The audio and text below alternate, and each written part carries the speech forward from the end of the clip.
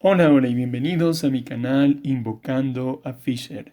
Estamos en la tercera partida extraordinaria que traigo al canal y el día de hoy vamos a ver al gran Peter Leko, el húngaro, contra el ruso Alexander Grishuk, dos de los mejores jugadores de los últimos tiempos que han estado también en el top 100 mundial.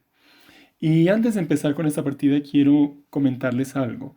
Las partidas, para ser extraordinarias, no necesariamente deben tener golpes tácticos brillantes o fulminantes. El juego posicional es tal vez el juego que no es tan vistoso para el común de los aficionados, pero que verdaderamente allí es donde radica la profundidad del juego y que poco a poco los que vamos entendiendo gradualmente un poco más el significado de nuestro hermoso juego, entendemos realmente que estas son las jugadas que nos cuesta tanto ver al común de los mortales y que llevan a ganar partidas que son también desde cierta perspectiva muy emocionantes. Entonces esta partida no va a tener estos golpes tácticos, pero sí vamos a encontrar esa profundidad posicional que caracteriza a los grandes maestros de la élite mundial. Sin más dilación, entonces vamos a empezar con la partida. Muy bien, Peter Leko abrió con la jugada E4 y esperaba ver cómo iba a jugar, en este caso, Grishuk, quien lo sorprendió en esta partida, que es una partida del año 2002 del torneo de Wigan Sea, con la jugada caballo F6, la defensa Petrov. Una defensa que para algunos podría parecer un tanto sosa, no tan apta para un juego de carácter táctico y precisamente es lo que vamos a ver. Y las primeras jugadas son completamente de teoría, que es bastante conocida para quienes juegan estas líneas. Viene la jugada alfil de 3, luego caballo C6, en este caso, enroque corto, alfil E7 para que las negras también puedan enrocarse corto, y viene esta ruptura central importantísima, C4, para inestabilizar el caballo de E4. En este caso, las negras juegan caballo B4 y es importante impedir que las negras capturen este alfil. Por esa razón juegan alfil E2, una por la pareja de alfiles y dos porque el caballo de C6 es una pieza no tan buena y en cambio el alfil es una pieza bastante activa desde esa diagonal. Entonces con paciencia el alfil va a regresar a su diagonal que va de B1 a H7. En este caso las negras juegan alfil E6 para desarrollar esta pieza también y posiblemente en algún momento podrían estar amenazando D por C4. Las blancas juegan caballo C3 porque realmente el caballo D4 es un caballo bastante molesto, pero entonces las negras simplemente siguen con el enroque corto. Las blancas juegan caballo E5 y las negras juegan F6 expulsando rápidamente este caballo que también se convierte en una pieza muy potente en la casilla 5, de manera que las blancas se ven forzadas a regresar. Este tipo de jugadas no son pérdidas de tiempo porque de todas maneras las negras tuvieron que debilitar un poco su estructura realizando la jugada F6. Las negras realizan una jugada profiláctica llevando el rey hasta H8 y las blancas juegan A3 para expulsar este caballo y de ese modo poder llevar el alfil de casillas blancas nuevamente hasta D3. Las negras optan por cambiar primero y se debilita un poco la estructura del flanco de dama de las blancas, pero por ahora podríamos decir que la partida va más o menos igualada.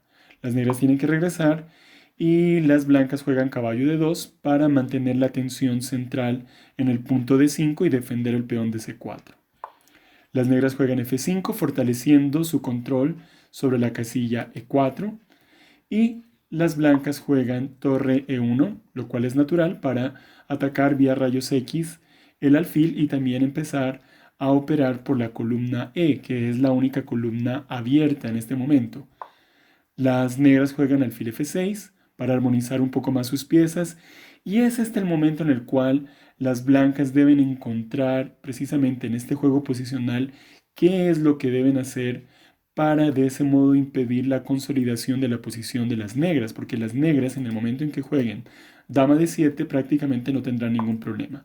Es por eso que las blancas juegan A4 y vamos a ver el sentido de algunas de estas jugadas más adelante. Realmente esta es la profundidad que alcanzan estos maestros de élite, sobre todo porque ellos ya están mirando los posibles finales a los que se va a entrar. Las negras juegan alfil G8, una jugada un tanto dudosa, que es natural, una jugada profiláctica porque el alfil está suelto, pero que deja por ahora un poco mal al rey. Esta pieza no se siente tan bien ubicada en esa casilla, así que ya veremos el desenlace más adelante de estas jugadas. Las blancas juegan C5, una jugada bastante interesante en este caso, porque parecía que con anterioridad era mejor mantener la tensión central para ver en qué momento podría ser útil cambiar y tratar de abrir el juego en el centro. Pero en este caso las blancas tienen un propósito oculto que lo vamos a ver en las siguientes jugadas.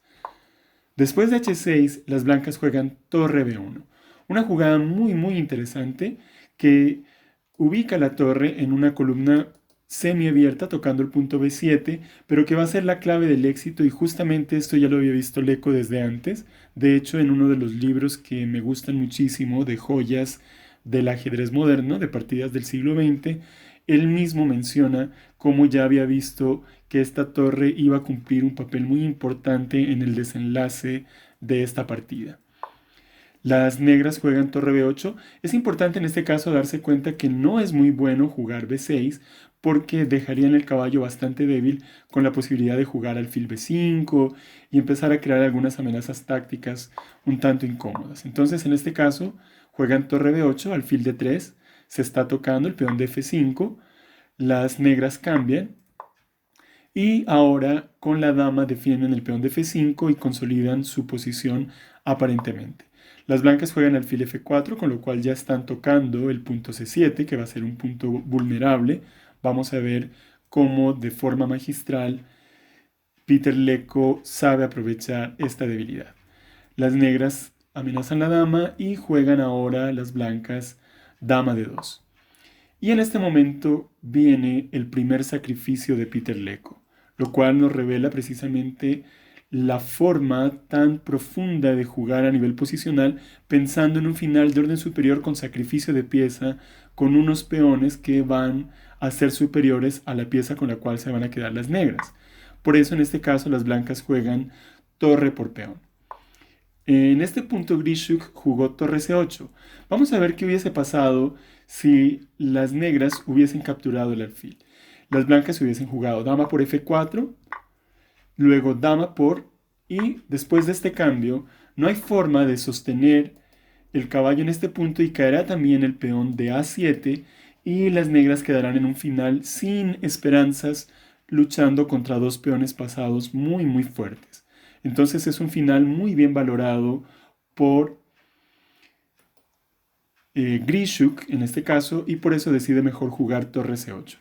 Las blancas juegan H4 sosteniendo el sacrificio de pieza, a lo cual contestan de este modo, y deciden incluso cambiar damas, lo cual nuevamente, vuelvo a insistir, va a dejar en el mismo final sin ningún tipo de esperanza a las negras. Por esa razón, las negras no cambian y viene el segundo sacrificio extraordinario de esta partida.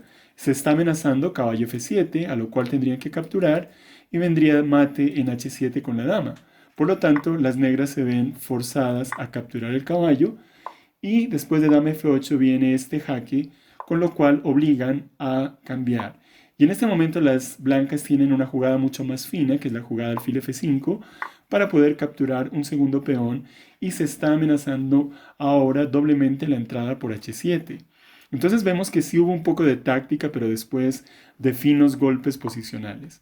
Después de este jaque, las negras jugaron de este modo y las blancas sin mayores problemas simplemente juegan G4 defendiendo su alfil, y la idea es entrar en este final tan superior que ya lo habían visto las blancas. Entonces se queda con, vamos a ver, dos peones pasados muy fuertes, y a pesar de que Grischuk intentó jugar un poco más, de todos modos las blancas ganaron con una técnica totalmente impecable.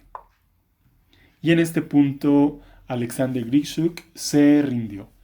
Una partida muy bonita, vuelvo a insistir, de hecho esto me lo enseñó Jaime Cuartas, que he comentado antes, fue quien me enseñó a jugar ajedrez y en su momento tal vez no entendía la magnitud de lo que él me estaba tratando de enseñar, porque lo más habitual es ver que disfrutamos más de las jugadas de golpe táctico, un sacrificio de dama, un sacrificio de torre o una secuencia de sacrificios, lo cual evidentemente es muy bello y nos atrae mucho, pero el fino juego posicional que conduce a un final tan ganado como este también es fantástico. Entonces, gracias por acompañarme en esta partida del día de hoy y espero que me sigan acompañando el resto de la semana en las otras secciones y lo que siga del canal. Así que gracias y ya nos vemos. Chao, chao.